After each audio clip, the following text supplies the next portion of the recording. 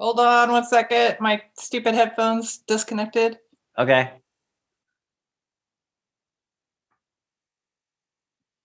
Are you connected, you motherfuckers? Oh, God damn it. This just happened to me on my Zoom work too. Hold on. no worries.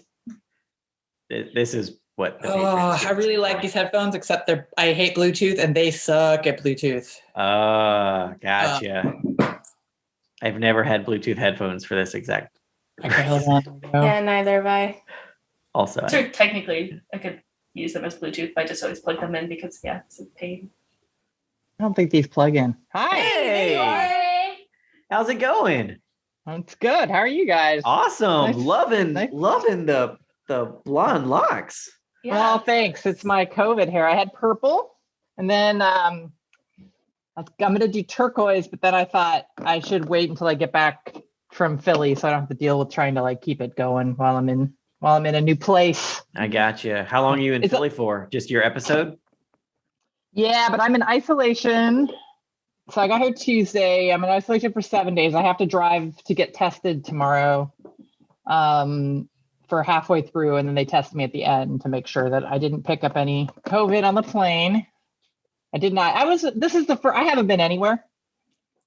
I haven't been anywhere. So Flying sucked. I was not happy about it. I mean, they have to put you up in business, which was all they had. They have business. And so that I had the first row, so I don't have to look at anybody, but it still freaked me out. Yeah. I hate flying anyway. I do not like flying, period. Even I've been lucky enough to fly a couple of times in first class. I know even then I was just I don't like this. This is it makes it better, but it's not I'm not a huge fan anyhow. So you add flying anxiety with COVID anxiety, and that's tired of all these motherfucking COVIDs on this motherfucking plane. Yes, exactly. And the plane seemed pretty good. But the airport, people are stupid as fuck. They're talking without their mask on. I'm you can talk through your mask, or they have it down here. Ugh. And I just kept moving. I'd sit down and I'd move, and then it's just it's like playing a game of musical chair idiots or something like that, where it's just everywhere you sit, there's another fucking idiot who can't wear their mask properly. And that's the thing is we're a year into this. This isn't the first couple of weeks. And it's just people come into the restaurant where I work, and it's just their mask is just kind of it's barely clinging to their ears, and it's just hanging open. And I'm just why are you even going that? Just take it off. I mean, why are you even putting forth that bare minimum of effort? Just take it off. I mean, you're already a fucking piece of shit, So it's just worse. Right. What are you doing here, guys? You might as well commit, I guess, at that point. Yeah, just commit. So is my lighting okay? I don't have any of my ring light or anything. I'm trying to do the best I can. Yeah, you're good. Perfect. Totally perfect. Totally perfect. What I'm living in the beige world here of an apartment. Oh, you answered my question. I'm actually here because then we go into prep, and then we shoot. Yeah. So I'll be here probably till the beginning of April. So nice. I'm here for a minute. Nice. What show are you on now? Servant.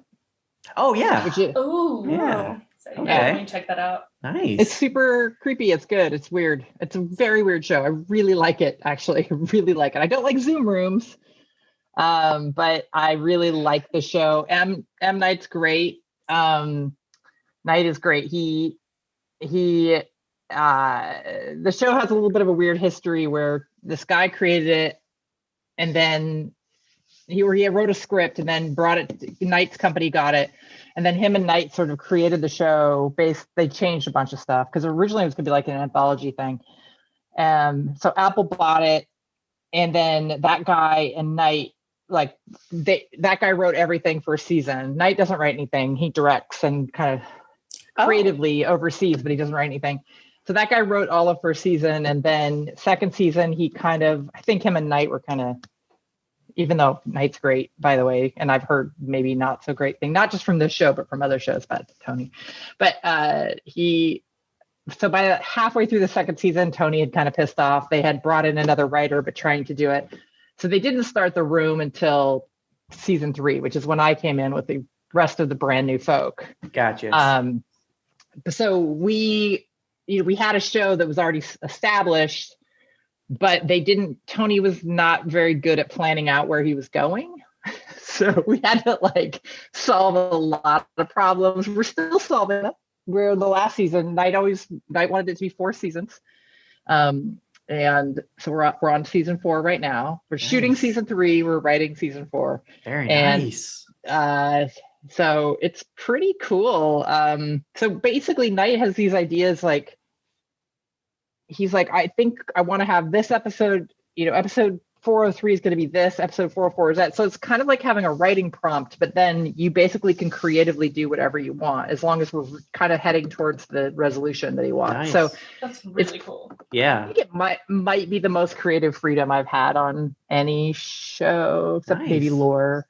Yeah, it's been Nice. great. And have you guys seen the movie Swallow? No, I'm not familiar. So it came out last year, I think, or the year before.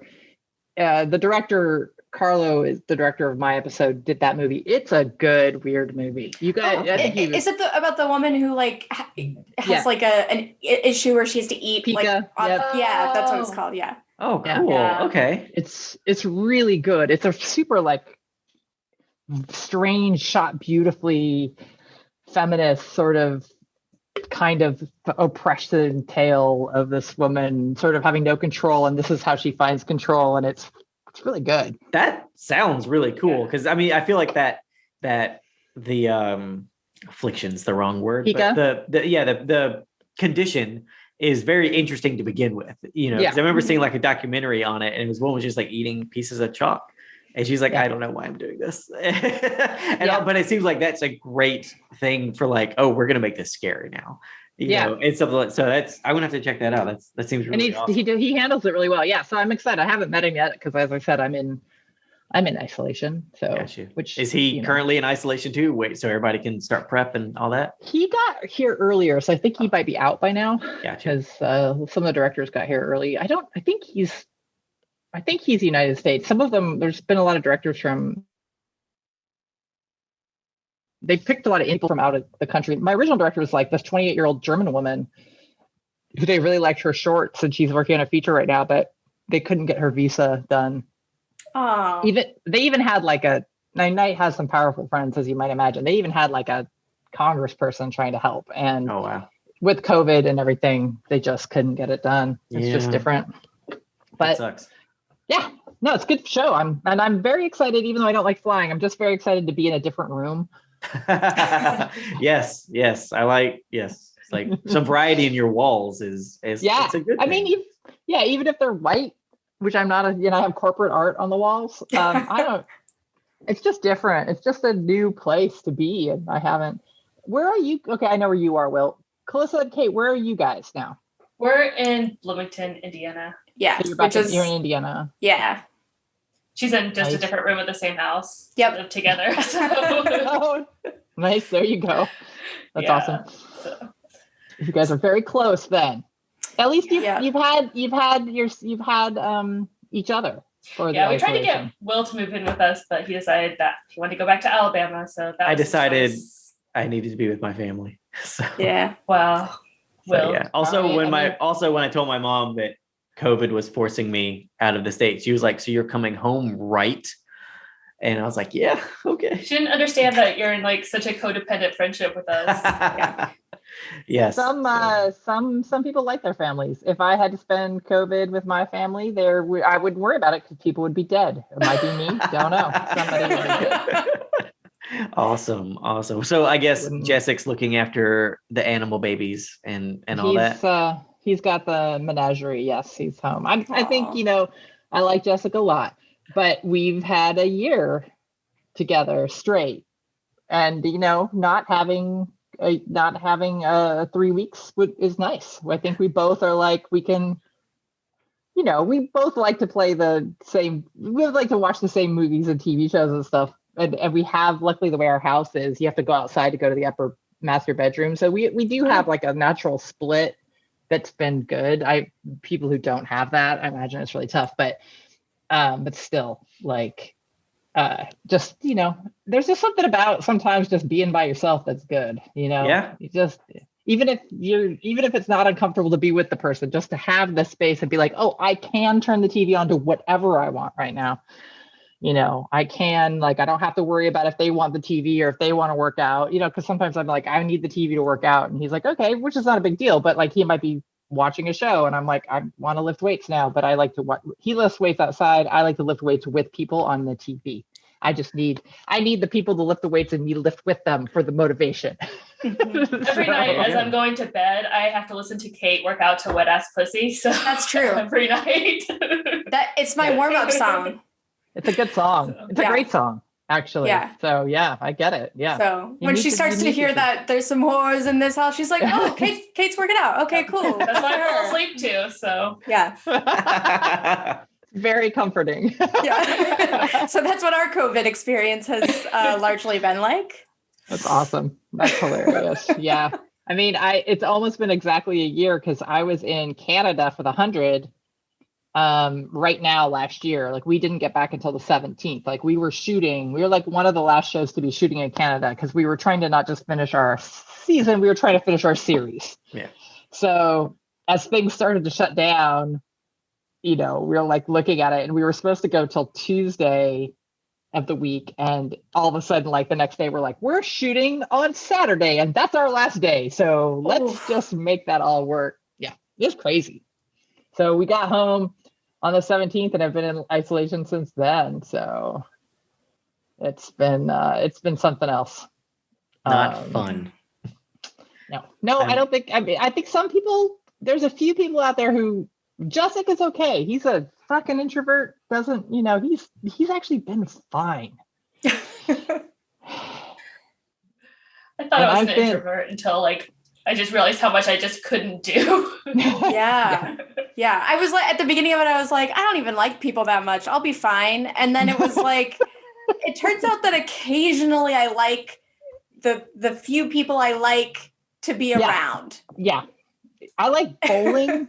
I like bowling with people. Sorry, I'm still looking at, oh, good Lord. There's just insanity happening in my house with the cats. Jessica, as I said, his name texted me. Yeah, no, I am never been an introvert. I'm not even going to pretend to be one. So it's been, I've been squirrely. I've been okay. I've been luckily having to work has been good. Like getting on, even if it's just a couple hours a day to get on. And I see those people I work with more than I see anybody else. Cause yeah. And I've met two of them in person last night. Like they walked over because we all live in this bubble of apartment buildings and they walked over outside so we could like assess how tall everybody was. So it was pretty funny, but yeah.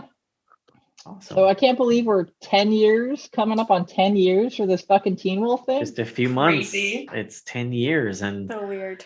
yeah, it feels just like yesterday that we were wrapping. It was late at night outside and Tyler was all like crusted up from That's from right. that was like his final shot was in it was in like the frozen concrete or whatever that was. And then we had those those shipping containers were all outside and everything. Yeah, it was. And then of course there was Savannah and Rozzy with the last slate. Man, we had 400 different food trucks that night, it seems like. Yeah. So many food trucks. And it was good. It was good. It was a pretty good fucking show that we got to work on. So it was a great show. Yeah.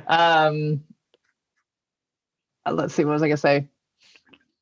Yeah, I went back and watched Heart Monitor and I was like, oh yeah, shit, this is a good episode. I forgot all about, like, I'd only, like, when you said Heart Monitor, I could remember a couple beats of it. And then I had kind of like forgotten just, some of the questions you're asking, you sent me the questions. I was like, I can't even remember what happened on Servant last week. And I'm working on the show. We always have to be like to our writers assistants. We're like, hey, Geffy, what? We did that, right? And he's like, yeah. I'm like, okay, cool. All right, you guys, like we're reorienting that we did that. But We were hoping it would be helpful to send like a bunch of questions, and that way, if there were a few where you're like, it would be fine. Like we would still have Right. enough material, right? right, So, yeah.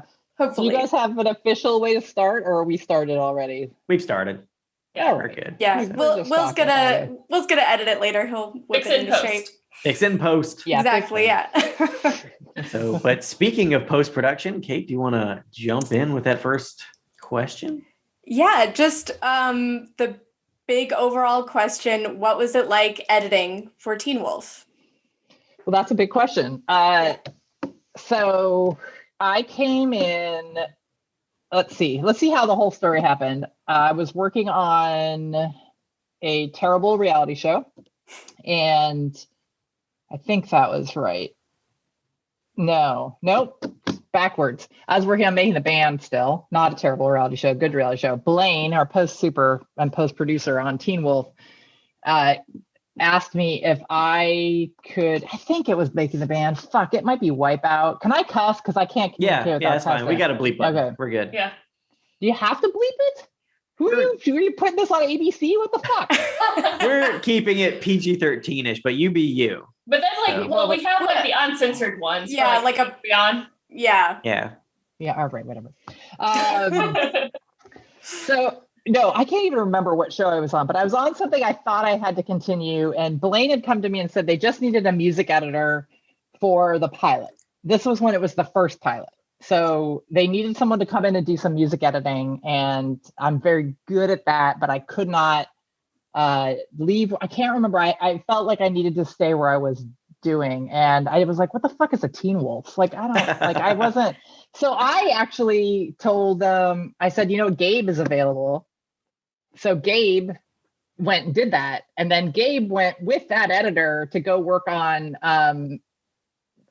movies with that editor. They did a bunch of Peter Berg movies Peter Berg together. movies, yeah. So I definitely dodged a bullet because that guy's a fucking asshole. So you can keep that in there. He's a psychopath and an asshole. Please keep that in there. Anyway, so they did that. So then when they reshot the pilot, that's when Blaine was like, hey, do you want to come back? Do you want to come on to Teen Wolf? And I was at the time, now I was on the very bad reality show All About Aubrey, and I just wanted out because I really liked editing reality television, but it was all turning towards the sort of like Real Housewives stuff. And I have friends that work on Real Housewives and they love it. It's just not my thing. I liked it more when it was a little more documentary reality. Like people would say, Making the Band was, and I'm like, it really was. It was much more freeform, wasn't very produced. And so I was like, yeah, Teen Wolf, whatever. That was a movie I didn't like that much in the 80s, but sure, let's go do that. And then I got there and it was great. So basically, I don't know, you probably talked to Jeff and stuff, but they had reshot the pilot, parts of it, because they just needed to add scenes and they needed to redo some stuff. So it was about integrating that into the other thing. And we changed some music out and we did some stuff. So that's kind of how I got started. That's how I got onto the show. Like I came in and then they had a different editor there was three of us, me and Ed and this other guy. And this other guy was supposedly the lead editor and he was struggling. He had never done a show kind of like Teen Wolf, which was like the music editing was insane. We did a ton of work. I'll talk more about that later. But he was having a little bit of trouble. I also could say not nice things about him. I look like an asshole doing that, but he was mean to Ed and I will never forgive him for that, but I won't say his name. But so he basically went away and then it was kind of Ed and I for the rest of the season. They brought in someone else, but Ed and I did the majority of work. I think in the end, I touched or edited 7 of the episodes and Ed did 5 or 6, and then it sort of evened out. And then the second season, I think Ed and I did about equal amounts. Because once again, they bring in maybe another editor, but a lot of them didn't. They couldn't handle the music is really what it really came down to. Until we brought Gabe back. Gabe came back and Kim came back, and we'd all been in Making the Band, and that did help. And Ed had been in indie movies where he had to do a lot of music editing himself. So that was kind of it. So I was all in. Like I was busy that first season. Let's just put it that way. Like we were slammed. I think one of the most nerve-wracking days I ever had was, so Jeff and Russell and everybody was in Atlanta and we were in Santa Monica, in this place. And Jeff, they had a scene, the bus scene, I think it's from 3. Is that episode 3 where the attack happens in the bus? Yeah. And they had wanted they needed that ahead of time to do for like a pre-thing for MTV. And the other editor this was before he went away. And so they brought me on to do that. I had not met Jeff or Russell in person yet. And they were on they had set up this editing software that didn't work very well, where they could be watching the edit in Atlanta, right? Now it's a lot easier. Now they have stuff that's really, it didn't work so well back then. And they were already frustrated with the scene because it hadn't been to their specifications, and they didn't know me from Adam. They had no idea who I was, right? They hadn't seen any of my work yet. And so I'm like, trying to like edit the scene, and they're like, okay, do it on the rhythm. But their rhythm and mine, like it was all out of sync because there was a lag, and I was like sweating bullets because I was like trying to impress them, and they're like, don't know me. And then about half hour into it, when I started showing them stuff, like they just like kind of started drifting away. Russell got bored, short attention span, like went away, did something else. And that's how I knew everything was fine, because they like kind of stopped paying attention to what I was doing. And that was like, I got Like they trusted you to do it. Yeah. But it was probably that 45 minutes to an hour was probably like aged me 5 or 6 years. Like, I mean, because like think about Russell. You guys who've met Russell and Jeff together, and just their energy, and Russell's really like, oh, and Jeff's like, calm down, it was just very, it was a lot. And I hadn't met either of them, as I said. And then the other thing that happened that season is that they brought me out to Atlanta to work with them because they weren't coming back. And that would have been great. Though now looking back, now that we're in isolation, this seems like nothing. But at the time, it was a lot. The night I showed up to Atlanta was the biggest snowstorm like Atlanta had in 100 years or something. And it basically shut the city down for 3 days completely, but it was like 5 days until the city came back. And that was insane at the time. I was in a not very nice hotel, Joe Janier. Instead of putting me like downtown, they wanted me close to set. Well, set shut down for the entire week, so that didn't matter. But it wasn't near anything. So like I trekked out. The only thing open was, what's the ham place? The Honey Baked Ham store? Yeah, well, though they had like a cafe. It was McDonald's and Honey Baked. Starbucks wasn't even open. I don't remember. And so I was like and I had ordered a pizza the night before, and I'm so glad I did, because I had walked out, so I was going to walk and get some food, and the snow was coming down pretty hard. I'm like, I'm not gonna. And I ordered a pizza, which is thank God, because that like fed me for the day. And you couldn't drive anywhere. You couldn't go anywhere. I think the second day, Russell showed up. For third day, Russell showed up because his driver had an SUV, and he was so hilarious. Russell brought me like 3 Starbucks so I could put them in my fridge so I wouldn't run out of Starbucks. Because that was very important to Russell. I want to show you guys something. I found some screenshots. Nice. So I want to explain Sorry, this is taking a second because I can't. No, it's awesome. No. Where's the one with his coffee? Oh, there it is. I did this. This isn't season 1. This was back when we got to LA, but let me pull this up for you. This is all of the coffees that Russell had left in my bay over a couple days. And so I made a little shrine to Russell's coffee and Russell. So let me show you. You have to let me screen share. You disabled it. Oh, did I? Is it turned on now? Yeah. Okay. So. Oh, wow. That's amazing. Oh, look That at is all those pictures excellent. of Russell. Oh, so great. It took a little time. I went and found these pictures and printed them out and then put all of those. But those were all the coffees he left me. So the fact that like the first time I ever met Russell, he brought me like 3 or 4 coffees totally makes sense because it was very important and very sweet of him. I mean, I will always love him. And then his PA went out to Whole Foods and got me a couple heat 'em up meals because I had it was a really crappy hotel. They were also renovating at the same time. I still am mad at Joe about this, Will. Still mad at Joe, our executive producer. And so like one day the front door wasn't there anymore. They didn't have any snacks and they didn't even have any vending machines. They'd taken them out, but they had some baskets of snacks you could buy. Like you could get the candy. Oh my gosh. It was not the Hilton. Let's just say that I had 2 suites, but looking, as I said, I was like in that place for like 5 days without being able to leave. And at the time that seemed like hard. Now it's 5 days. That's nothing. How quaint. Yes, so How quaint. quaint, yeah. It's like I'm in this place for my show now, and I've already been here for 3 days. I do have a car I can leave and go pick up curbside, but still, it's like nothing. I'm in 3 days. I've been in my house for a year. This is fine. Yeah. Exactly. Well, So that's some of my editing stories of season 1. I mean, I'm sure I have more specifics to this episode, but feel free to ask me something else, I guess, before I keep talking forever. Was the facility you were talking about for Post, was that across the street from Santa Monica, or did y'all have another place? Because I remember when I got hired to scan documents and stuff, we ended up going over to that facility. Was that the facility?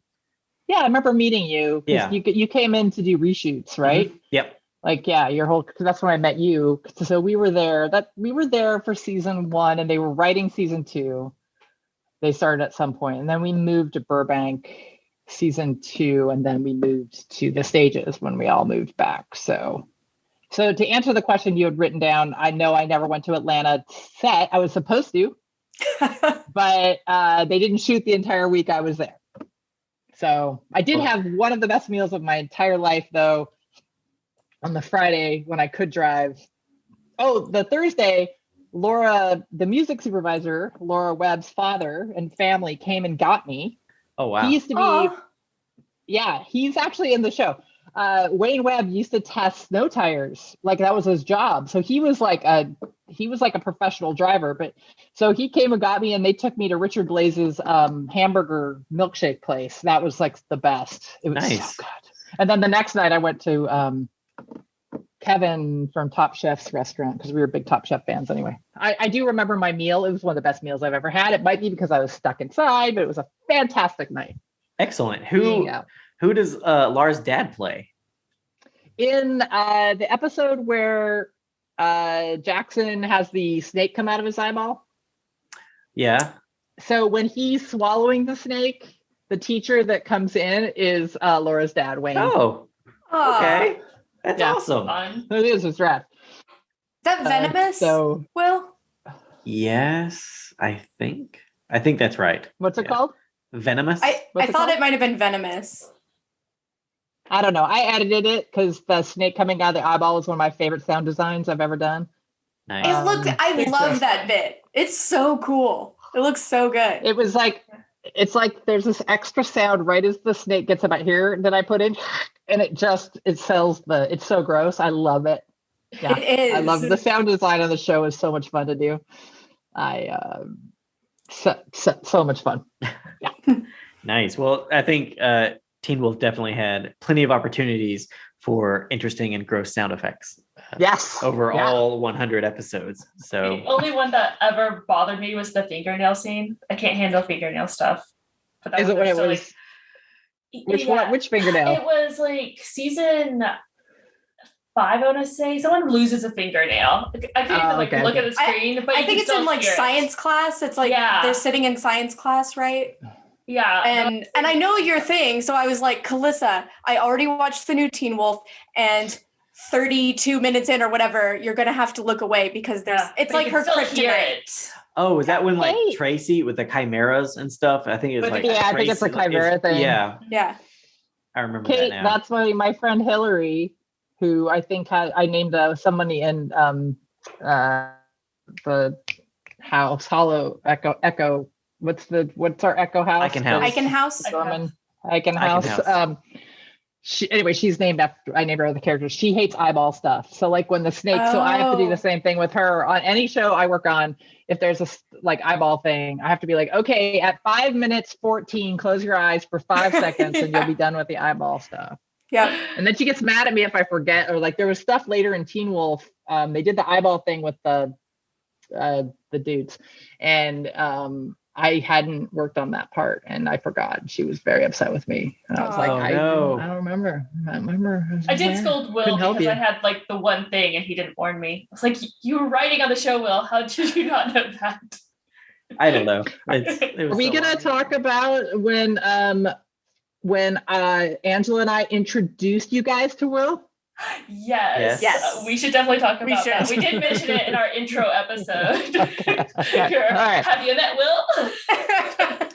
I was telling that to my mom earlier. I was like, oh, Mom, we're interviewing the woman who actually introduced me and Calissa, or me, Kate, and Calissa. And she was like, well, how'd that go? And I was like, oh, well, Kate and Calissa were talking to her and she pawned them off onto me.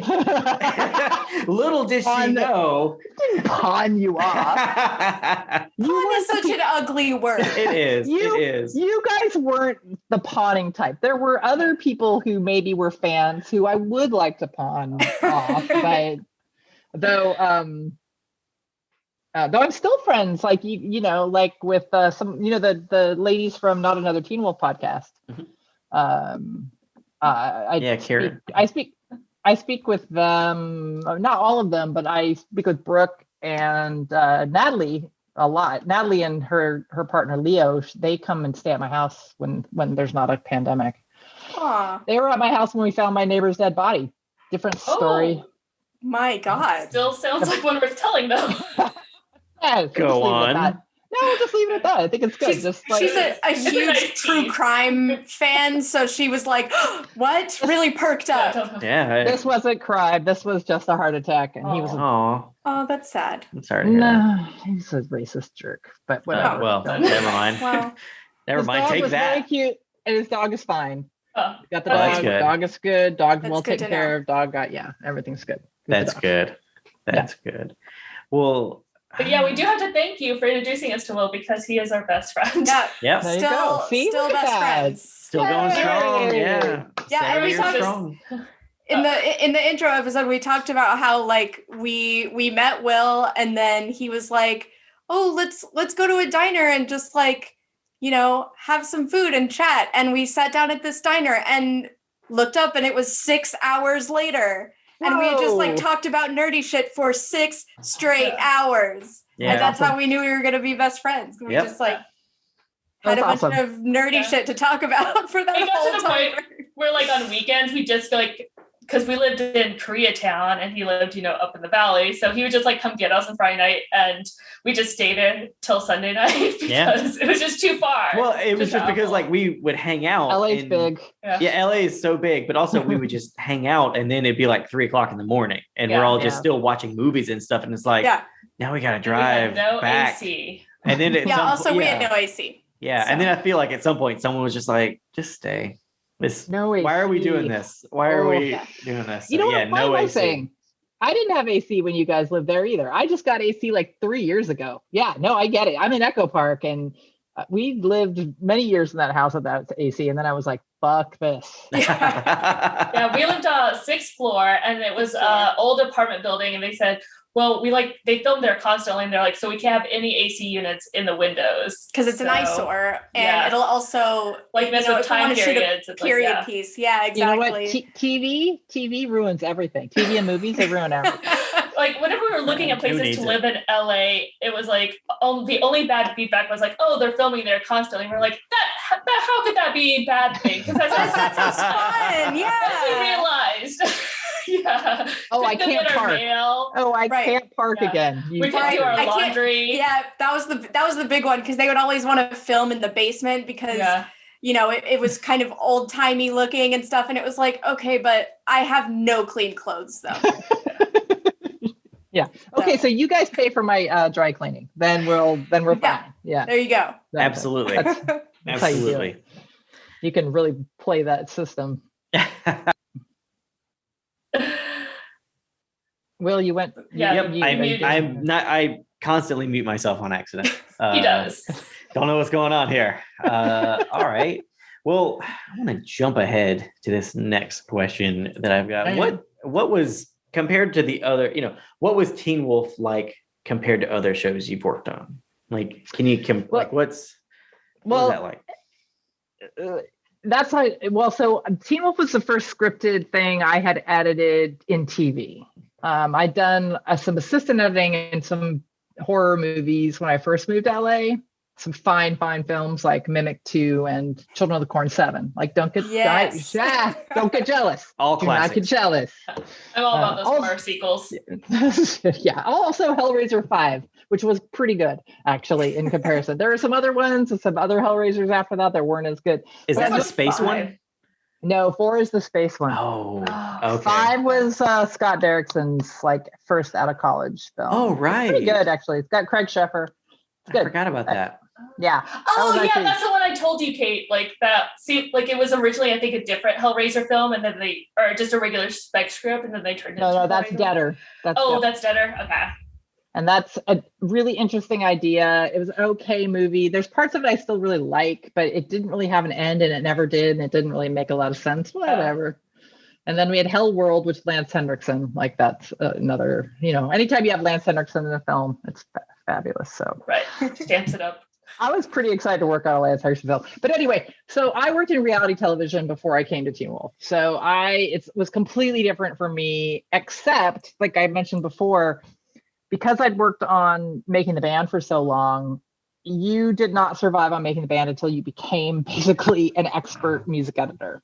Because we would edit things from going from like Danity Kane writing a song and like singing it to themselves or like doing a little duet or something to going them recording it to being live on stage. And you had to become fluid. And not only that, but just whatever music we put into the episode, like it was intimidating as fuck when I got there. And you just like, you swam or you drowned. And luckily, I guess I swam. So when I got to Teen Wolf, that skill level that I had cultivated on making the band. There's some things that were easier than reality television. Having a script was lovely. Like, I think reality television has more of a script nowadays, but they didn't back in those days. We would just watch a ton of footage and try to come up with stories. That was true like on Top Model and even on Making the Band. I worked on a lot of other shows too, but those were the two big ones. And Wipeout didn't have a lot of story. Good jokes though. But and Jill, it was funny when Jill came to work on Teen Wolf. I had been editing her on Wipeout, which I was like, that's hilarious. So I was always a fan. So the music was really the thing. And speaking of the music of the show, so Dino and Laura, Dino the composer, Laura Webb, the music supervisor, and Dino and Laura had known each other before, but I didn't know either of them. We became very good friends because we worked as a team. And I mean Ed as well, but I'm just talking about my experience. And I'm still very good friends with them. Dino just had he just had a second baby, and Laura texted me today. Like, we talk all the time, and when we can see each other, we see each other. And we became friends because that show was so music intensive. Like, if you listen to Teen Wolf, it's not a show that has a lot of silence. It has score or songs, and a lot of people call songs. I have a whole manifesto. I will not go into this because nobody cares, but I'm just going to say the old classic way to talk about music in shows was a needle drop, right? You put the record on, and I don't like to think of music that way. I like to think of songs as part of the score. They have to work in harmony to each other along with the sound design. It all has to work in harmony together or it doesn't work at all. And so Laura, Dino, and I worked as a team. You get your episode, you cut your episode. The thing, the picture editing would takes a while, but it doesn't take nearly as long as the sound design and score, particularly on that show. And Jeff was so particular, which is great, because that's why we got such a good thing, is because Jeff had ideas and he wanted, you know, a lot of creative freedom, but then it had to be good. It couldn't be as rough. Some TV editors have like 3 days to finish all their, you can't do what we did on Teen Wolf. We had more time because of that. And so just working with Laura and finding the perfect songs, and she's the best in town. Like, she's the best music supervisor there is. I don't want to hear anything else about it. I've seen others. Laura's the best. She would find such awesome stuff, and she'd always like find a variety, and then we'd like sit together and talk about them. And then Dino would come in, and there are times in the episode where I could tell you where the song blends perfectly into the score afterwards. Like Dino would, you know, we'd say, like, sometimes we'd send him the end of a song. We're like, can you match this and go into the score? Like in Motel California, there's the Daughter song by the singer Daughter, the band Daughter, when Derek and Jennifer. Look at my brain. When Derek and Jennifer are having that talk, and then they have the sex, and then it fades out of Daughter, it goes perfectly into the score. Like, that was, you know, a moment. So, you know, that took a ton of time, by the way, because even if I was using temp score, just trying to make it work, because you lay in temp score. And the first season, we didn't have a lot of Dino temp score because he hadn't created, like, later in seasons, we'd have a bunch of Dino stuff already. So we could just put it in, and sometimes it would stay, because Dino had about 40 minutes, you know, 35, depending on how many songs were in the episode, of original music to compose for every week, which is insane amount of music. It's insane. And so we put the temp score in, and then Dino would, he would work with it afterwards, but trying to make that all work. And the bummer of season 1, and especially I just noticed rewatching Heart Monitor, is that because of our shitty budget, and ironically working on MTV, our music budget was crappy, is that Laura did such a good job of finding music, even some bands that were just on the brink of being discovered. And then because we couldn't get them though for all the rights. So if you watch Heart Monitor now on Amazon, there's like 5 or 6 replacement songs. And wow. they're still good. I mean, God, as I said, Laura would then have to find yet more songs and they would never be as good, but they still are good, right? And she did a great job. So I think most people were like, no, the music's still good, but like, you know, when the opening, when Scott is in the parking garage, right? He's walking and Derek, that is Oland, was originally. Now I don't know I can't remember what it is. It's still good, but it is hold on, you guys, I'm looking it up. I had it on my face recognition won't, because I'm wearing my glasses. Sorry. It's always exciting looking stuff up. Oh, now my Pod Save the World is on instead of my Teen Wolf. You know, I'll just look up Oland, because I think that song was. Is that Woodkid song still on the show? I don't remember. Son of a Gun. So the song is Son of a Gun. It has like 10 million plays on Spotify. It's a huge song. And that was like a new song, and we had it in there. And there's a bunch of other stuff too that I noticed that is replaced. There's a Diamonds, a song that my friend used on Chuck, and Chuck aired like a week before ours was. So it looked like he used it first, and I was pissed. I was like, no, we had it first. That happened to Laura a lot. Like, she would find stuff, but because we didn't air as much, like somebody else would air it first. And we were like, no, we did it first. Like I know originally in the first episode, Young the Giant was in there with My Body, and it's not in there anymore because we could afford it. But we stopped doing that like season 3. Like, they eventually just gave her the budget to have the original music, which is good because it cut down, like, having to rescore music would mean I'd have to cut in, or Ed would have to cut in songs. And I don't think people understand like that kind of thing has to go on sometimes. Like, and that's another reason, like, if you watch the show originally and you like, I love this oh, that it feels different, because music changes everything, right? It changes the Yeah. feel of everything. And a couple other things about music in this episode in particular.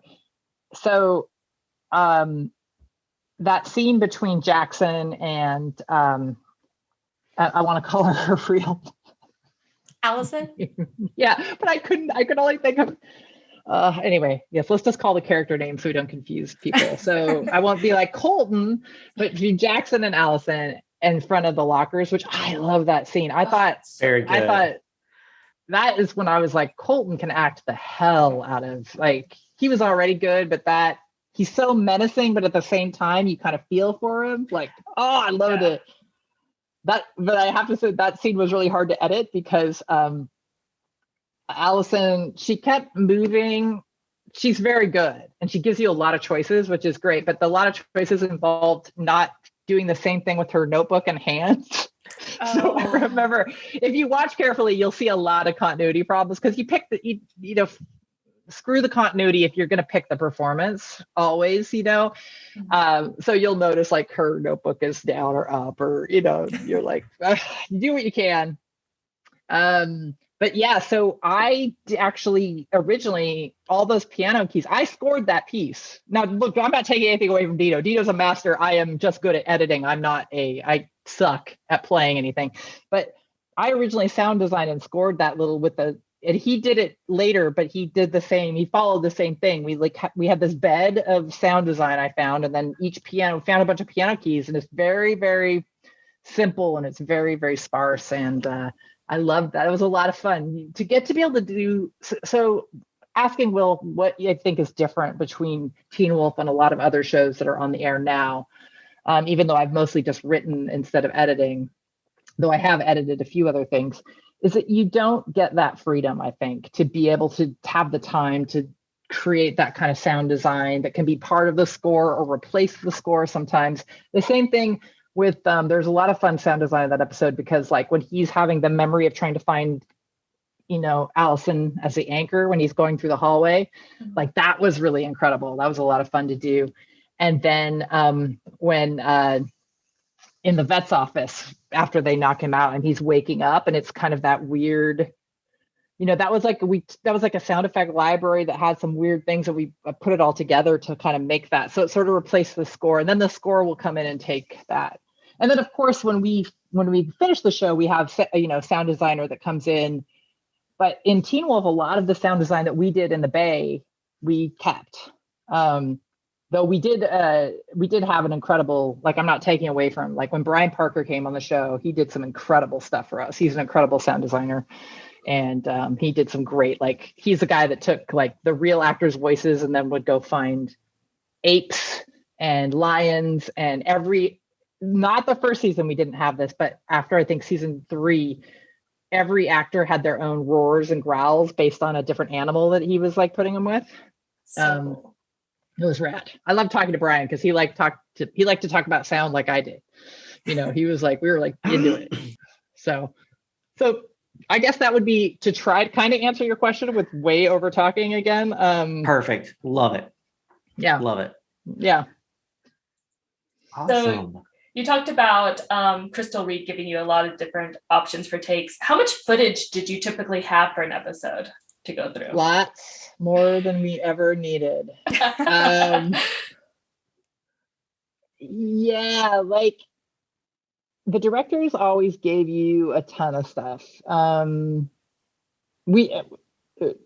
trying to think, like, we always had too many setup shots, which is because that's the beautiful wides, right? Particularly Russell loved the beautiful wide, but he didn't want to give you one beautiful wide. He wanted to give you like 3 or 4 beautiful wides, and you could really only use 1 or 2, maybe 1 at the beginning and 1 at the end. And then, you know, a lot of, because you want to see the emotion on people's faces. This isn't true for every show. The show I work on now has incredible wides, and it's very differently. It's shot much differently than most TV, but you want to move in. We're young. We want to see the young, beautiful faces. We want to move in. So I always had way too much choice. But then you'd run out of time, and then you'd get 2 people walking down a hallway because we had no time. We had no budget on the show and no time. The fact that the show looks as good as it is a testament to all the crew members. because this is one of the cheapest shows I've ever worked on. It's still one of the best looking shows I've ever worked on. I mean, they had no money. We had no money.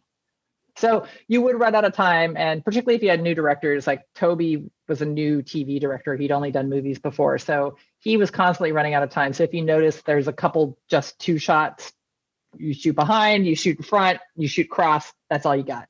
Those are very easy to edit in a way because you just kind of pick your best performance and you go with it. So, if you're trying to make your day, it's easy, but a lot of times, the more you have, usually the more you can find the performances and find the best performances. And I would say we had a lot of young actors, and they grew with the show. So, some trickier things in the first season became a lot less trickier as the show went on because everybody got better. God, these kids were like 18 or 19 years old, a couple of them, and they were still very good, but there's definite growth with all of them. So yeah, so a lot of footage usually. I don't know how much, I can't tell you, but I guess it would change. I would you open it up on your Avid and you could see the scenes that were huge. And anytime you had an action scene or anything, you'd have huge. But yet we'd still have to go do inserts because we never could get everything. We always have inserts at the end. Yeah. Well, that's usually kind of towards at the end of the season when you've got 4 units going all at one time. You'd have Russell over here shooting, Tim over there shooting, and then you'd have Joe Janier over here shooting, and then JD over there getting we need hand shots because it's for a map or a phone. And everybody's hands is in the show, and so I know my hands are in the show, pointing, doing something. I remember Allison. She was in post, right? Did she work in post? Allie. Yeah, Allie, she hand doubles for Shelley Hennig in one of my episodes when she's eating the peas. And, and so I have pictures from behind the scenes of just filming Allie's hands and all that. And I think that was right at the last couple of days of filming of that season, just because it's enough time. And the thing with inserts is the editor was always on scene because it's usually because they've either didn't get something right in the first place or we didn't get it, but it has to match already everything you have. So you'd send them the video, but you also had to be there. Because I remember being there a few times. Unlike other shows, the writer wasn't on the scene, wasn't on stage most of the time. We were in the room trying to write the show while it was being shot. So often the editor would have to be there for the inserts to make sure that we were getting the right angle or the right what have you. So that was always fun. It's always fun to be that hands-on as an editor. Writers often get to be more hands-on, but editors don't often get to. So I always liked inserts. It was fun. Fantastic. Good. Yeah. Fantastic. Who do we want to go to next? Kate? I feel like we pretty much covered the takes 1, 2. All right, sweet. Well, how did you transition from editing to writing on the subject of being a writer? And spending a lot of time more in the writer's room there for Teen Wolf. You can decide what you want to keep of this. So I always had been writing, but when I moved to LA, I knew how to edit because I knew writing was tough, and I just didn't even think I could do it. Just one of those things where you're just I can't do this. I came from this small redneck town. The fact that I was even in Hollywood editing was amazing, but being a screenwriter, no way. But I still was writing. I was writing movies mostly, though. I remember having that conversation with Jeff in the Atlanta hotel room once he finally got there. We were working together, and I asked him. I was just what why'd you decide to transition to TV? And he was like, I think he was fixing computers at Paramount writing screenplays and it wasn't getting him anywhere.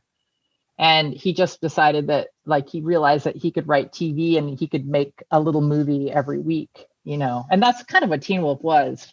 We tried to make a little movie every week, and not a little movie, 40.30 movie every week. And I hadn't really ever, you hear that all the time now, but at that time, 10 years ago, I hadn't really heard it put that way before. And I was like, oh, that's a really, oh, I should think about that, because I had been writing movies too. I hadn't been writing TV.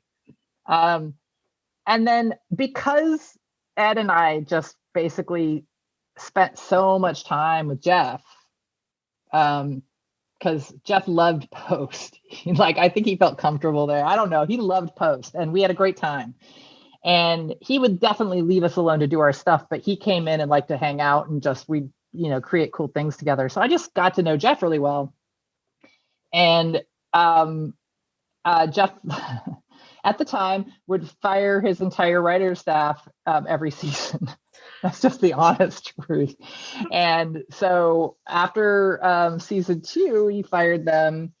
I gave him a script that me and Jessica had written, and I was like, talk about another incredible. I was so nervous. I once again sweating bullets. The guy probably thought I had some sort of pituitary problem. I don't know. I was just like, and he liked the script. He's like, it gets a little complicated. It was a movie script, but he's like, it gets a little muddled in Act 2. But and it did. He wasn't wrong. It did get a little muddled in Act 2. But he was like, oh, do you and Jessica want to come and be on? Like, it sounds easy, but it was like, it was developing this relationship over 2 seasons, and Jeff was very good at giving people opportunities.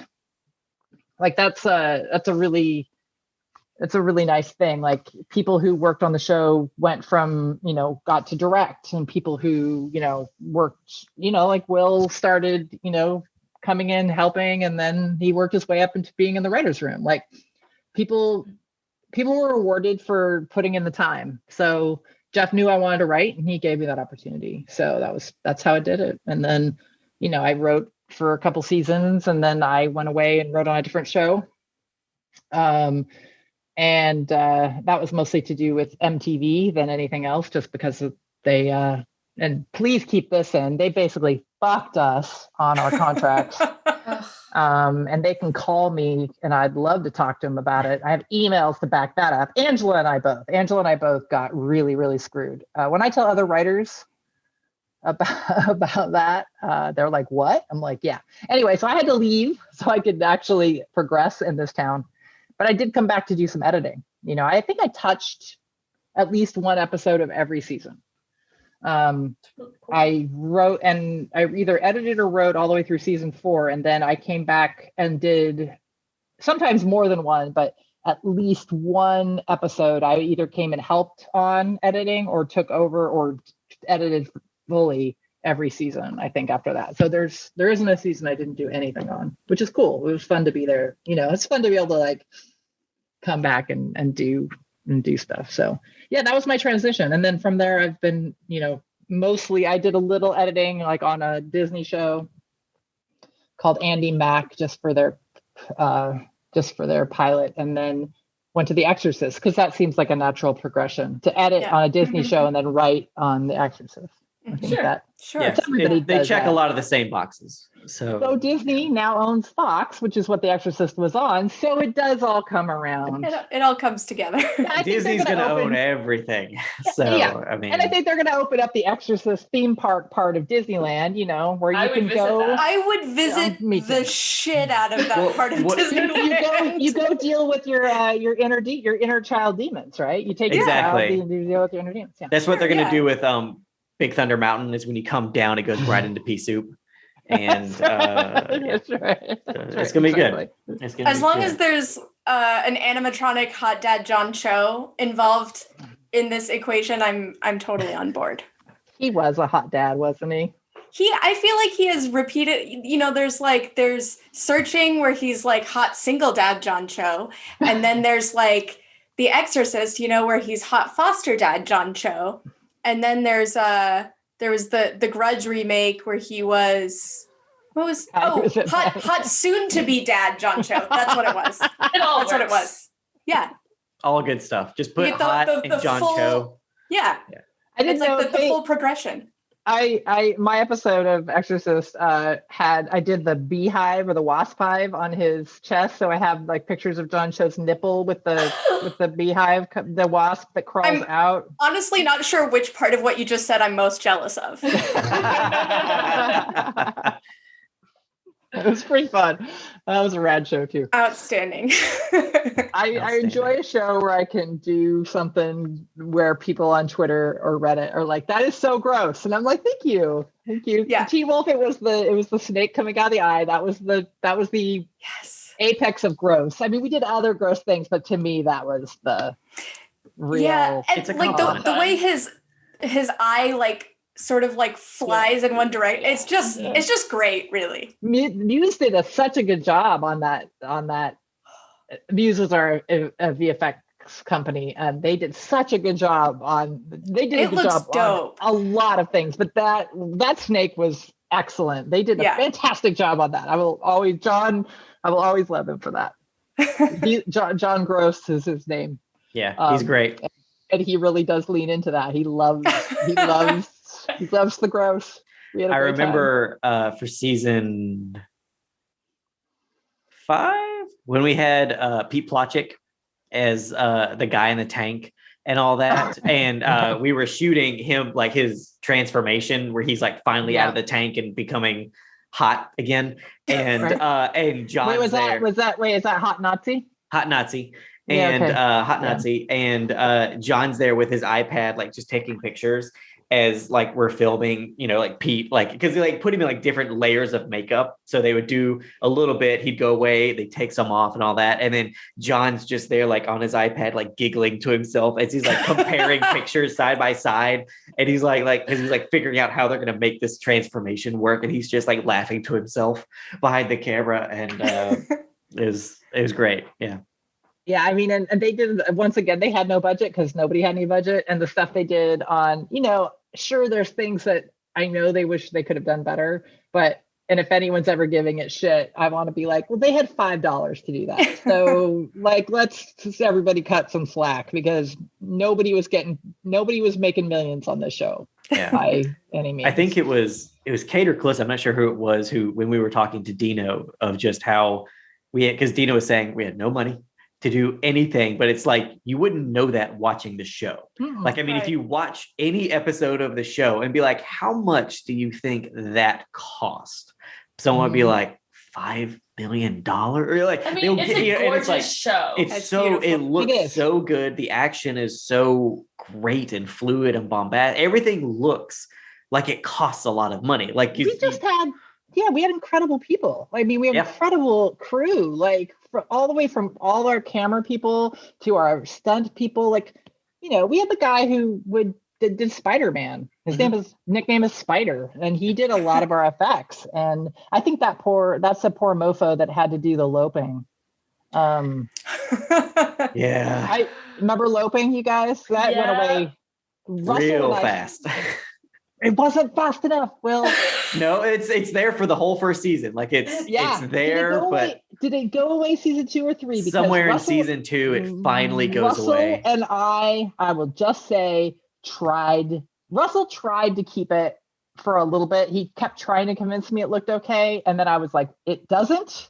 And that's why I will just say, if people are like, why did they lope and they don't lope anymore? And we're like, because it looks stupid and we got rid of it. I think they did some nice stuff with it. Like whenever we'd go past trees, it looked okay because the way Russell would shoot it. But like whenever you had like a head-on shot or something, and if I could show you the raw footage of that stuff. I'm sure it has to. I mean, that's what Russell was saying. Is he was like, because he described, the contraption the guy was in, and he's being pulled on the cable and he's doing the thing and all that. But it's like, that's why you only have frames of seeing it. Cause it's like, if you were to like, no, here's the whole shot, I think everybody would just laugh and just be like, are you out of your mind? How do you think this is cool? So did you guys already interview Russell? Yeah. We got for the pilot. Yeah. Russell Crazy, as I like to call Russell, he would try to defend it, and then I would like look at him and show him stuff, and then he would be like, okay. And I have to say, like, we had a great crew all the way through the show, but I think you can see a difference in some of like our stunt work and other things when we came to LA. It got better. It just got better. At the time, Atlanta still didn't have the crews that it has now. You know, they just didn't have as much experience. And when we got to LA, we just got more experience in a lot of different departments. Yeah. I'm not saying that Atlanta crew didn't do a good job, but we just got some really incredible people when we moved to LA. Yeah, it does. It feels like when the show came back to LA was right when Atlanta was on the cusp, you know, because it's around that time. It's only like another year or so before Marvel was like, we should go there forever, you know, and just build everything there. So it's like right on the cusp of becoming the Atlanta, the Atlanta we all know and love now, you know, second Hollywood or third Hollywood and all of that. But you're right. I mean, there's definitely, you could watch between season, you know, going from season 2 to season 3, there's, especially with stunts and stuff like that, that's definitely our stunts got better, you know, but not a ton better. Yeah. And not to say that the work done in Atlanta wasn't good. It's just when you've got, you know, when you're making the hub of the universe is Los Angeles. So like, if you want to do anything, you're going to get the best stuff at the hub of the universe. So so it got better. And there's one Russell story I have to tell you that is Heart Monitor related. So if you watch, we had to reshoot. This was a reshoot. They had to go back to this because, so if you watch Scott leave Allison's bedroom and walk away in the wide shot, you're going to see a lot of mist from the smoke screen across the way. So Russell loved his smoke machine, and sometimes he loved it too much. Like but it was great. It always, I mean, I'm not like, trust me, he made some of the coolest shots. Like, I fucking love Russell. He's the best in Highlander and Duran Duran and on the very first music video. I mean, look, I've known Russell's career and I followed it long before I was friends with Russell, and he did some cool stuff on Teen Wolf, but he loved that smoke machine.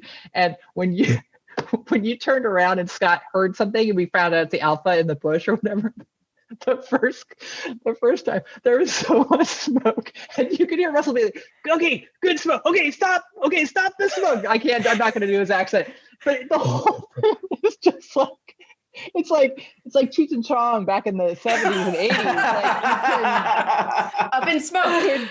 It was up. It's like you couldn't see anything, and you have the special effects guys trying to wave it away. I do think that was a complete reshoot, because even when it was a little less smoke, we still couldn't see. Jeff's like, I can't see anything. Anyway, that's just. I have many Russell stories, but that one cracks me up. It was good, even though. Oh yeah, that's right. Because I was gonna say he didn't direct this episode, but he did do the reshoot. So. I might have the story wrong. They might have had to reshoot that scene for other reasons, not because, or they didn't have a chance to get to it. That happens a lot too. And so it was actually the first time Russell did it that night. It was way too much. They had to let the smoke all dissipate and do it again. I think that's what happened, because it wasn't his episode. That's right. It wasn't his episode, but they had to do some reshoot. The other thing that happened, I remember, is when they're doing the monitor, they're throwing the crossballs at Scott. My favorite scene in the episode. Yeah, it's so funny. Which are not real lacrosse balls, because real lacrosse balls, by the way, are hard as hell. They're like they're not like pool balls, but I've held one and I'm like, how do you throw this and not like lose an eyeball? Your eyeball, yeah. They're hard, but they last so much light. I mean, it was basically dark. And when there's that shot, like Scott's on the ground and all that stuff on the ground, and you look back up, like it was basically dark. They had the bounce boards trying to get whatever light they could. But that's the incredible thing about digital, is that you really can, it looks like it matches fairly. Mm-hmm. It's not perfect. We had the best colorist. Chris, our colorist. I know people a lot of people who watch TV don't realize all the different people that work on it. But Chris is such a master. I would work with him forever. He managed to make that look, because I mean, I swear to God, it was like pitch black out there by the time. Like, I'm looking at that footage, I'm like, how am I going to make this match? Like, how can I edit this together? And you guys, it's a completely different day. But yeah, it's just what, those are the things you deal with when you're editing. It's exciting.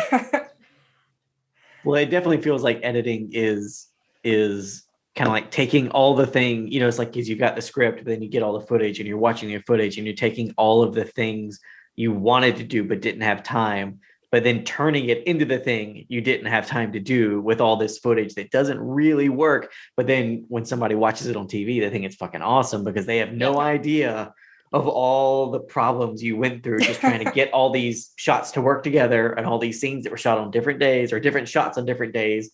And, you know, you're like biting your nails watching it, hoping like everybody's going to notice. Everybody's going to know I'm a hack fraud. And then everybody watches you like, they're so fucking cool.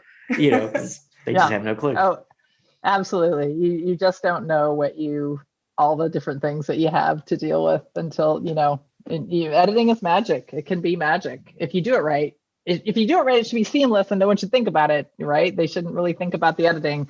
And then the editors are like, oh my God, I can't believe and also when we asked how much footage we have, I don't know if people realize, like, there was only a couple times it was later seasons that we were ever under time.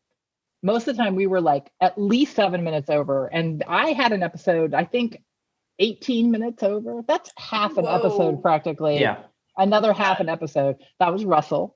I remember Jeff saying, Russell's like, no, you can't cut that. You can't cut that. And Jeff's like, well, then you cut something else, Russell. I mean, they were having a little like, mom and dad were fighting behind me because Russell didn't want to let go of something. And then Jeff wanted it to go and they would have but we were 18 minutes over. So I think some of the DVDs have extended scenes. Like I can't remember what we cut out. I'm sure we cut something out of Heart Monitor. We cut something out of everything. But I wouldn't be able to tell you anymore. You know, like I don't remember. I remember what's on. I don't remember what's off anymore. But I think some of the early DVD sets and stuff had some of our like extras and things. If we had whole scenes, we cut. Most of the time we just cut scenes down. But there are times you have to cut whole scenes. You want to, because you don't want everything to be so choppy that you don't have any pace. Right. Yeah. You know? And when you overwrite and overfilm, sometimes then in post you get choppy because you're just trying to get all the story. And sometimes it's better to just be able to let go of a piece of story, even though that kills us. But that's why it's important for the editor to be able to be the third storyteller, because they can say like, yeah, I know you love that, but it actually don't need it to tell the story. So if we remove it, we lose 4 minutes. I know that seems like a lot, but we're 12 minutes over, and that way we won't have to tighten everything else up so much. So we were always over on this show. I do remember, like, because when we'd be in the room or something and Jeff would come in from having watched the cut and he's like, we have to lose 13 minutes or something. And you look at the script, and you're like, the script's 45 pages. Like what are we? But then of course, like you're saying, like with Russell, it's like, oh, well, this one little fourth of a page or eighth of a page scene he's shot for like a whole day or something, and it's like it's now like this epic sequence when it's like they're just walking around, guys. What are you doing? Why are we doing it? Or it's like this fight was supposed to last like just a minute, like or something, and then it ended up being this whole Game of Thrones style battle. That's the thing with action. Action takes more time always than on the page, and you want it, like, you have such cool werewolf fight, you know, you don't want to cut it down, and like it was shot so awesome, they did such great stunts that, you know, it gets really tough. Yeah, always worth it though. We've talked about, you know, editing for the show, we've talked about writing for the show. Unleashed was the episode that you both are credited for writing and credited for editing. So was that experience different from just writing or just editing? Don't do that. Yeah, don't do that. Don't ever do that. Don't ever write and edit at the same time. Like, so it was really fun to be able to do, like, to be able to write it. That was a fun episode. We had like I think that's a motorcycle in the hallway and stuff. Like, that was great. I realized that day I was wearing I was basically dressed exactly like Daniel Sharman's character. I have a picture of me. I forgot to get it when Daniel was on set wearing it, but I was like wearing the same kind of striped sweater. But I have me and his stand-in together. I'm like, oh, look, I dress like a teenage boy on Teen Wolf, which is true. I used to I like to get the hoodies that the sales had, and none of the actresses' clothes would fit me, except when Allison was on the show, she had the same shoe size as I did. So I got some boots. Oh, nice. Yeah. I mean, I always loved her boots. Yeah, she had great boots. Yeah. And they were never that expensive, because guess what? Costume department, they didn't have any money. Yep. Like, there's no money. but I know I was on something completely different, Unleashed, and so that season I would go into the writer's room at 10ish, whenever the writer's room would go, and I would go until about 7, and then I would go into the editing bay until about 2 or 1. Damn. And I did that for a few months, and it was probably the most I've ever worked in my life. And it was like 100 or plus hours a week, and it was weekends, and it was exhausting. And I will never do that again. I couldn't do it now. I'd die. I would die. So yes, it was a fun experience to be able to see that, to be able to write it and edit it. Yes, but on that time, on TV time schedule, it is not worth it. It is not worth it. So I didn't do that the next season. I just wrote.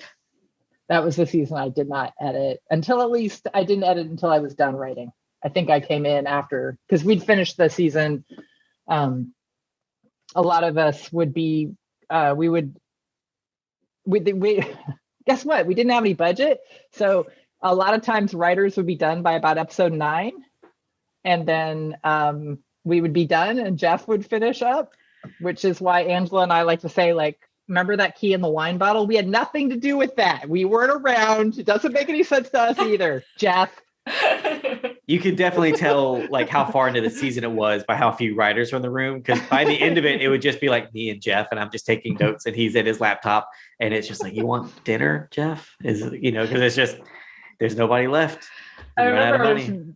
we'd make plans, and Will would be like, "I don't know if they'll still have me at that time, if they'll still have the money, if I'll still be there or not, when they're going to cut me, just when their money runs out." So I have a couple shots of Jeff. Oh my God.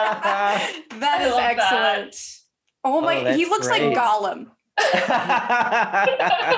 Where's the lie? That's like a there's no Gollum-y lie. look right there. Yeah. Oh wow, that's back at That's 8400. fantastic. Yeah. Yeah. Oh. These are, I love it. but I have a couple of him like sleeping on the couch as well. I couldn't find those, but I do have them. Wait, here's one of Holland hugging a puppy. Look at that. Look at that puppy. Look at that. Holland hugging a puppy. That's the best. I'm trying to think of those. Oh, we don't see it. Yeah, I We still see Jeff. We're still on Jeff. Oh, did it not click over? Hold on. Not yet. I think I have to click to the. I had another Jeff one. Here's the other Jeff one. Hold on. Oh yeah, because it goes to a different. There's the other Jeff one. Do you see it now? Same Jeff picture. Same Jeff. Original one. Jeff. Original Gollum Jeff. What the fuck? Okay, share screen. There we go. Share. How about that? Oh, yes. Oh, There it is. Yes. I love that. Oh, that's So awesome. fun. That is That awesome. would have been from 3B maybe. Mhm, It was definitely with the sword. Yep. And Yep. then it might have been season 4. It might have been, yeah. Because that looks like, I think that's Eichen House. Eichen House in the behind him. background, yeah. Yep. So it's season 4, and he had the sword at that point. And then here's Holland hugging the puppy. Oh, Oh my goodness. Yeah. That is precious. That's is that at a party or is that in the office? I think that's at a party. Is that at Jeff's house? I don't know. I can't tell. I don't remember Yeah. anymore. I think it might be. I think it might be at Jeff's house. I don't know. One of Jeff's houses? I don't know. Who's I don't puppy? I asked the hard hitting question. Right. It might have been Keahu's. Was that puppy. Keahu in the background of that shot? I can't tell if that's Stokes or Keahu. Oh, okay. I can't tell who that is. I don't know. It's a long time ago. Everybody's changed. So yeah, don't edit and write at the same time. That's my takeaway from that. But it was fun. It was just exhausting. I'm still exhausted just thinking about it. Awesome. Yeah. All right. Well, let's see here. Kate, did you just ask that question, right? Yeah. Okay, sweet. Yeah, we have gone a little bit out of order. Yeah, it's all right. Do you have any abiding like favorite memories of season 1? Just a favorite overall memory of season 1? Season 1. I mean, going to Atlanta in the snow. I saw pictures of that crazy snowstorm, even though it was super weird. But like getting to hang out in a weird hotel room with Jeff and then with Russell and Jeff and meeting them for the first time was really fun. That was pretty great. I mean, just having the opportunity to work on something that I thought was super cool, like find like I've been working around in television and a lot of people disparage it, but I really liked it. But getting to do stuff that was like horror based, because that's like my, like I love horror. I mean, I like sci-fi. I love sci-fi as well, but because I worked on The 100, I got to work on The 100, which is sci-fi, but I worked on The Exorcist and now I'm on Servant. Like I really like horror, and Teen Wolf was a combination of comedy and horror and romance, and it had all the good things. So I'm trying to think, like some of my memories I've already told you, getting to meet Russell was fantastic. Oh, I remember after the season was over, we were at like when Jeff still had the condo, and we were at his condo for a screening party. And when I got to meet Johnny Cage. Yes. Yeah. So it was my first time meeting Lyndon, and I was a huge Mortal Kombat fan. And I walked up to him and I poked him. I'm like, "You were Johnny Cage." He's like, "Yeah, yes, I was Johnny Cage." I'm like, "You were Johnny Cage." And so Lyndon and Susan, actually, I've loved them both. They've become very good friends. And Lyndon and I, we both did martial arts. So sometimes on set, we would be just fucking around. And I remember it used to freak out Ian Bowen. He'd be standing near us and we'd be punching each other. And he's like, "What the fuck are you guys doing?" "No, you're going to hurt my V-neck. Stop." That's right. They got lower and lower. Every season it just keeps going and going. But yeah.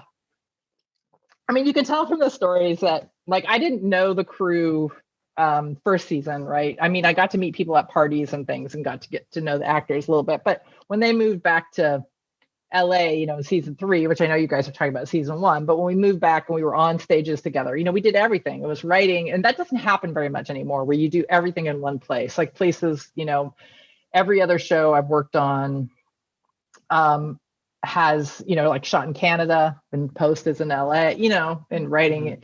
So you get to go up to them, but you just don't get that sort of sense of just being with each other, So it's crazy, my Google News popped up with Tyler Posey and Variety. Oh, well. Oh, hey. That Will's back. Everything, I don't know what happened there. Everything stopped. So, okay. But sorry. yeah, it's hard to because season 1, I definitely have memories. We just had a great time in post. I got to get know Ed and I have been friends, and there were some assistant editors that came in that I've been friends with. And of course I got to know Dino between season 1 and 2. Dino would come over to my house because Candace, his now wife, girlfriend, she was still in South Africa. So Dino would come over. I think he was lonely. He'd come over and watch horror movies with Jessica and I. Aww. Just because, just to listen to the scores and just to talk about that. Because he wasn't as big of a horror aficionado. He's a fantastic music, but composer. His whole Michael Bublé career. Yes, I didn't know that until we spoke to him. And I thought that was really cool. Yeah. Did he tell you about splitting his pants on stage? He did not. No, Could you elaborate? Yeah, so they would always perform because Michael Bublé is he's got the ladies, and so they would perform. They would perform in Texas, and Dino has a generous butt, a muscular behind, let's call it that. And he was on stage, and I guess he turned when he was playing guitar and just split. It just split, and so he's kind of trying to keep his back. I love that so much. Oh, that's awesome! So good. Please keep that in to the podcast. Don't you worry. Yeah. So So I mean, it was a limited crew for me to know. Will came in to do the reshoots. Got to know Will then too, but they were in Atlanta, and I didn't get to meet Karen and Joe and everybody and Angela and stuff until everybody moved back, until got to meet them at parties, but didn't really get to, but it did cement my friendships with Laura and Dina and stuff. So yeah. That's and fantastic. most of my memories are fighting with Russell about Eyeline. That was one. And what episode is it where Derek's up in the Hale house and Scott goes to visit him? He wants him to come down, and there's that must be episode 3. It's or something. 3 or yeah. Oh, that's right, because he wants to go to the or he wants to play in the game. Is that what it is? I think Is that's I don't right. know. That's It's not the episode one- 2, it's- I think. Okay. Yeah, I It's think not the episode it's 2. not the one where they're standing on the door where Scott's hair is getting bigger and bigger because it's raining. It's not that episode. No, that's a different episode. There are multiple scenes in season 1 Yeah, where this is- Scott and Derek are facing off from the porch, Okay, and- well, this one's not the porch. This is like he's looking up, looking at the down. windows. Yeah, Right. Oh, The I cop don't had think just it's- been there with the. It's the cop. yeah. Yeah. If you watch that episode, the eye lines are weird because Russell was like, weird. "Nobody cares." I'm like, "I care," and we were fighting about that. What I mean fighting, not really fighting. I don't think we ever fought. Ever really fought. I love Russell. He was very sad. What season did we chop the guy in half hanging? Season 2. That's the premiere of season 2. Yeah, Omega. Okay. Omega. Okay. yeah. Can I tell you a quick story about that one, even though it's not this Please. episode? Yes, Of please do. course. So originally it had been I haven't seen the episode in a long time, but originally it was supposed to be a guy. He transformed back into a guy, and Russell saw it, so we shot it, so we chopped him in half, and you saw the body, you saw the top half of the body, and MTV was like, no, you're not chopping humans in half. Like, you cannot do that. And Russell fought with them. And I remember sitting in the editing bay, we were trying to come up. We ended up, I think, being able to show the guts falling on the ground, which is just as gross, by the way. Yeah, I Oh, don't it's think like standards. almost more gross because it's Yeah. like Yeah. we can't show the body, but you can show the offal that's from the body. The inside part that's not supposed to be outside. Yeah. So, but before we came up with that solution, Russell was like, Alyssa, I can't believe they're not letting us do this. I was in tears last night when I read this. I was in tears. And I swear to God, he was so upset that we couldn't chop this guy in half. And I was like, Russell, I love you so much. Like, I love that this is what brings you to tears, is that we cannot show this person being chopped in half and see their guts hanging. That's why you and I, that's why I love Russell. But Well, yes, Russell made his career on films about body parts being chopped off. Yeah. Well, So I mean, there you go. he's Usually he's Christopher good at the Lambert's sword. doing all the chopping, but I mean, Right. Russell Yeah, knows so what he that- likes. He does, and he was very upset. And then how this is unfortunately this story. Another favorite thing is about Riche. It's a great story, but I'll tell you guys later because it's too long. It doesn't work for a podcast, but I'll share it with you at some other point. It's not as Oh. bad. It's just Russell and a fantastic email he sent me that's I've read to other writers' rooms, and they were like, "That is the best email of all time," and I'm like, "It really is." But, yeah. That's awesome. That's awesome. Oh, yeah. Good times. Good times. We'd love to have you again for one of the episodes that you wrote. Absolutely. Or like Unleashed, where you wrote and directed it. There's not too much like PTSD from your experience doing that. I don't even know if I remember it. Yeah. Yeah. Let me take a. Yeah, for sure. Absolutely. I'll come back. And yeah, there's. I'm trying to think what other ones I wrote. I wrote Muted, right? Yep. I wrote Muted. Mhm. I like Muted. That's a good episode. That is a good episode. That's just a The- great, like, the beginning of that season is so interesting because it's like every episode we almost did like, it's not Monster of the Week, but it's Assassin of the Week for like the first 3 or 4 episodes before, as they're trying to figure out what's going on. And then you get the mute with the tube in the neck and he doesn't have a mouth and all this. So it's like, that's season 4. Yeah. Is that season 4? And I think that's 3B, of season course. 4. What did I write in 3B? 3B was my favorite Unleashed season. and Illuminated. I mean, both of those are so good. So it's like, Oh, I love Illuminated. Illuminated. That was a really good one. they're both just really great episodes. I love that episode. That was a super fun episode to do. That one was great. I think that season's my favorite season. If I have to pick a favorite season, My My absolute favorite favorite season is 3B. yeah, So that was insane too. We were all losing our minds because it was basically a 24. It was a 24 or 26. It was 24. We're doing 12. we did it straight wasn't- through. Yeah. It wasn't 2 seasons. It was 1 season. They just didn't want to pay us. Yeah. MTV didn't want to pay for having a new season, and we literally just worked straight through. And I think Jeff will tell you he was just basically completely losing his mind at that point. It was just so much work. I think that's fitting because I'm pretty sure that was the tagline for season 3. Lose your mind. Lose your mind. Yes, lose your mind. MTV, it's not really the tagline of the show. That's what MTV is saying to Jeff. They're saying, lose your mind. Lose your mind. Lose your mind. Go ahead. Right. It's all 'Cause worth it. I do remember because I think it was someone from MTV, I think, came to the writer's room to talk to Jeff. And this is when we were doing 3A. And they were like, so yeah, 3B, right? And you're like, yeah, it's like, yeah, we're gonna finish 3A. And then we'll take a couple of weeks and then we're gonna come back to like, what? What do you take a couple I remember of that. weeks?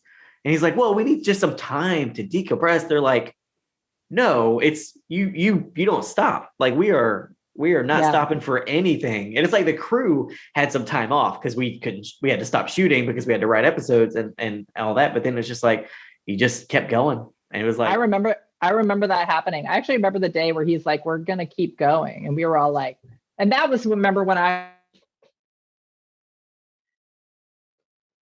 oh no. Why?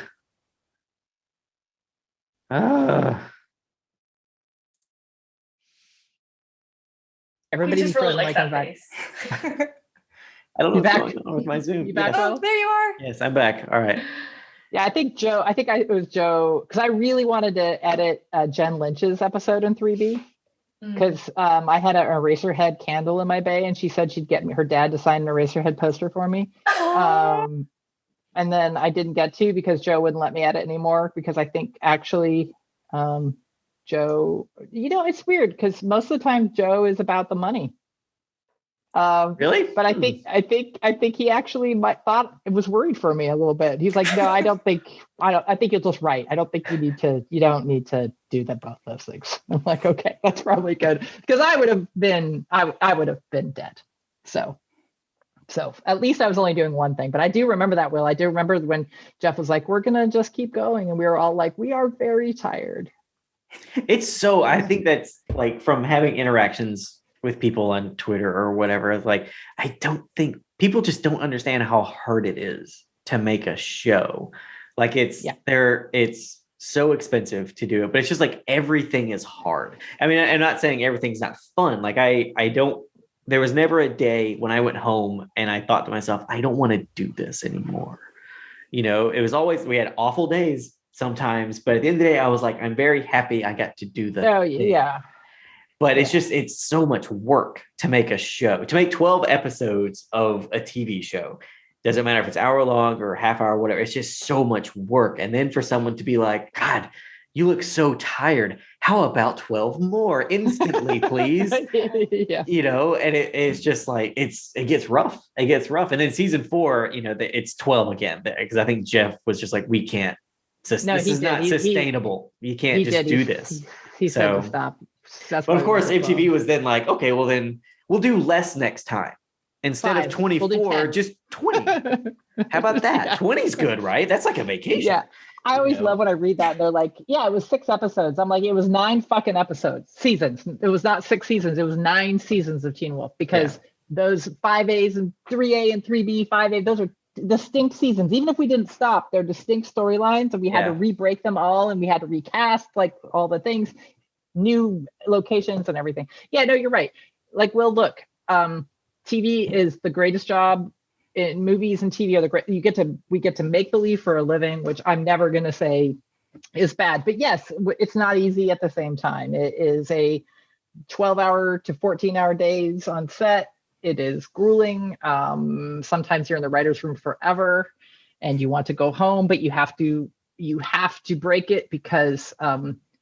Like I'm on a show right now. I'm so lucky to be on a show that is writing season 4 while we're shooting season 3. We are not going to shoot season 4 until next year. Like that's insane. Teen Wolf, we were often writing for what was going to happen the next day. So you couldn't go home. We were just slammed all the time. And so it was exhausting, but it was fun. I mean, it was fun. I mean, it was a lot of fun.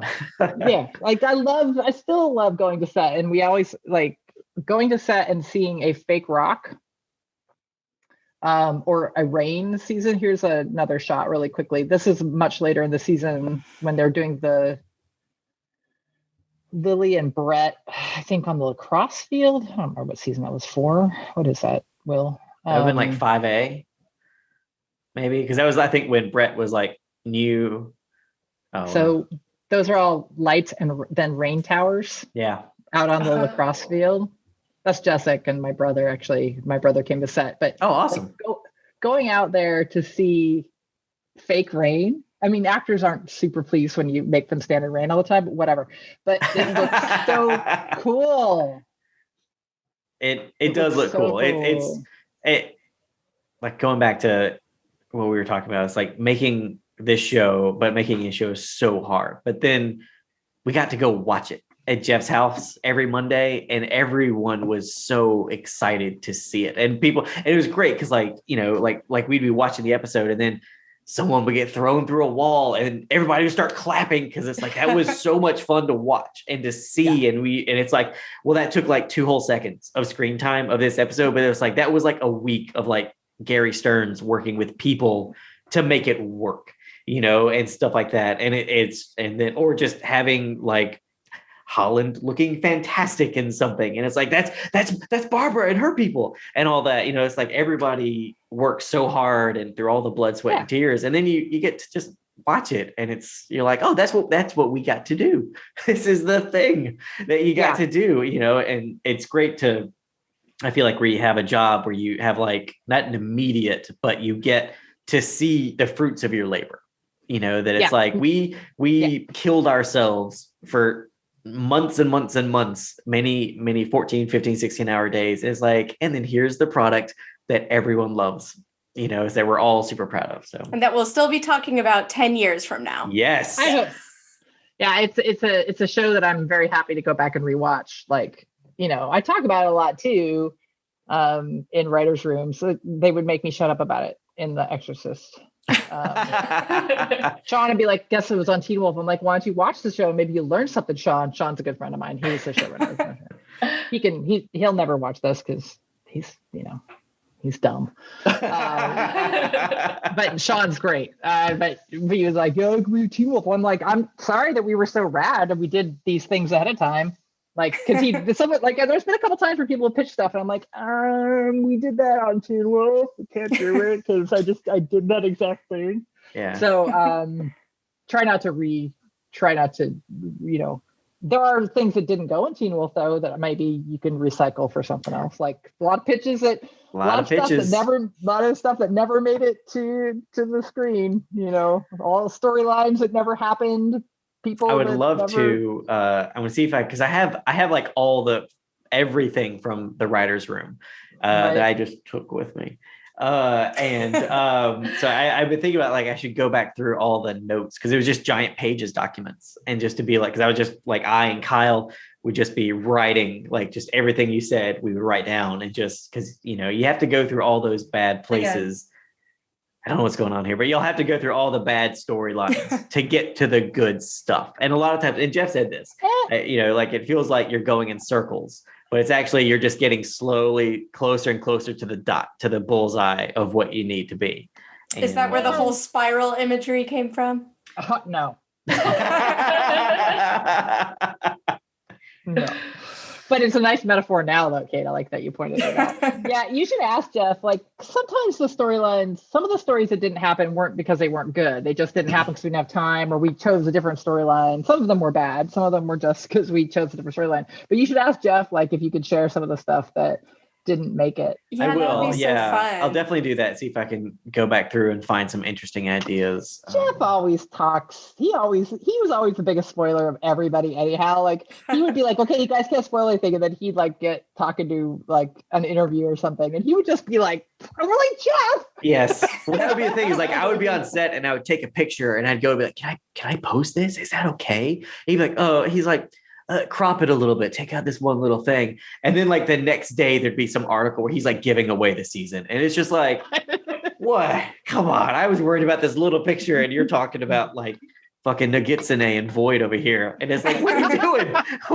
Why are you giving this away? You know, so, but that's the thing is like Jeff loved the show so much. He loved whetting people's, you know, appetite, getting people hungry for the show. And he would just drop these little hints and morsels and stuff. And it's like, y'all have no idea what's coming, you know? So yeah. Super fun, super good times.